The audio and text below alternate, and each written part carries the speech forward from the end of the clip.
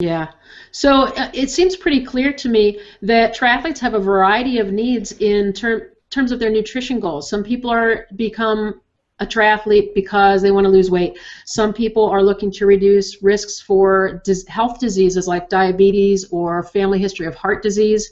Some people are doing it focusing on nutrition in order to improve their training, or in your case, just feel better. And then some people really focus on it for very specific nutrition and racing goals. So, Bob, let's go back to you. You teach a lot about nutrition periodization, which would seem to be able to address all of this variety for people. Can you tell us about nutrition periodization, what it means for the triathlete? Yeah, it it really does. It takes everything in as a whole and kind of puts it under the same umbrella. So as triathletes, we go through different training cycles, known as usually base or preparatory, competition or build cycle, and then off-season or transition. So we always ebb and flow our volume and intensity of training. What I did years ago was kind of trying to put two and two together, because what I was realizing that athletes didn't align their nutrition to actually support their physical training.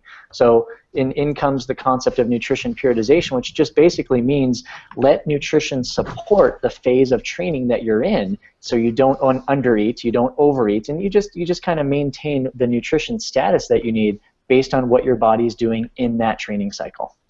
That makes perfect sense to me. So let me throw out a couple of training cycles for you, just practical examples, and we don't need to get caught up in vocabulary terminology, but let's take a triathlete who is training seriously in the summertime, but in the wintertime they take some time off, and maybe they're going to the gym a couple of times a week and jogging on the treadmill and lifting weights.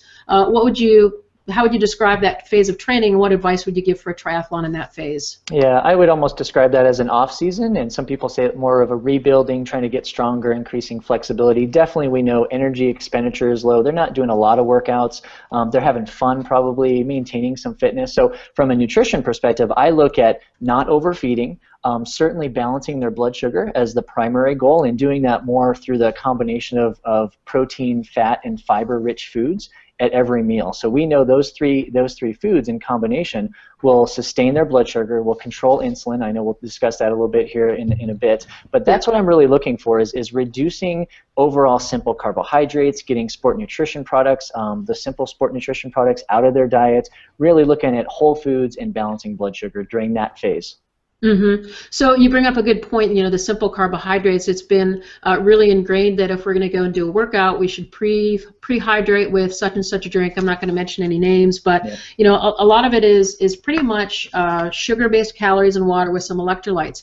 Why isn't that appropriate for someone who's just doing the casual kind of training we just discussed? Yeah, I mean it's probably one of the worst things you can do. You actually will turn off your fat burning response. You'll accelerate your carbohydrate burning. You'll also add extra calories to the body that the body doesn't need at that time, therefore the associated body weight gain and fat gain. And that's really during that phase of training, that's where I typically become very popular, because athletes come to me because they're very frustrated. They're frustrated with their body weight, they don't know what's happening, and it's simply because they're not shifting their dietary needs to meet their physical needs.